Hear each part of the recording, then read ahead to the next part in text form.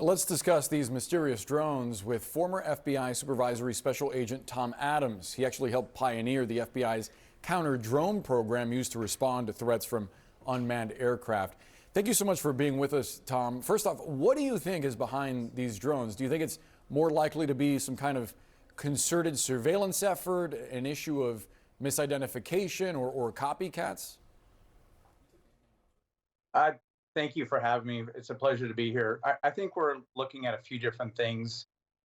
First, I do believe that there are probably some legitimate visual drone sightings by alert residents and law enforcement in New Jersey. Now, what these drones may be doing, if they're nefarious or not, we don't know.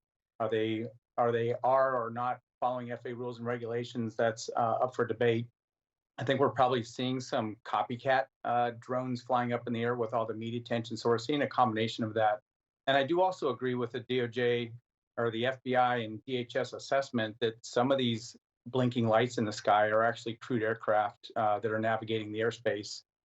During many operations that I was involved with, as well as investigations into suspected drone sightings at critical infrastructure, it was common for things like planets, believe it or not, low Earth orbit satellites and crewed aircraft to sometimes be misidentified. But I think the big point here that we're seeing is that the vulnerability is being demonstrated that current federal laws and regulations really limit the types of tools and technologies that owners and operators of critical infrastructure can deploy, as well as state and local law enforcement. And so we haven't had any meaningful counter-UAS legislation since 2018. So I think we're well past due for lawmakers in Congress to get to work and to shore up some of those vulnerabilities that we have.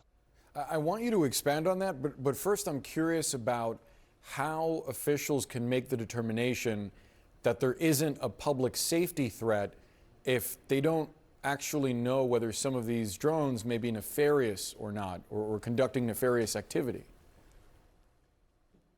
Yeah, so you can't look at a drone or a blinking light in the sky and really determine whether it is or is not a threat. I think that some of these suspected sightings, when you look at some of the videos, they look like smaller drones, or they potentially look like crewed aircraft that may be landing at nearby airports. I mean, that area and corridor of the East Coast is full of aircraft flying up and down the East Coast to major airports and to Europe and beyond.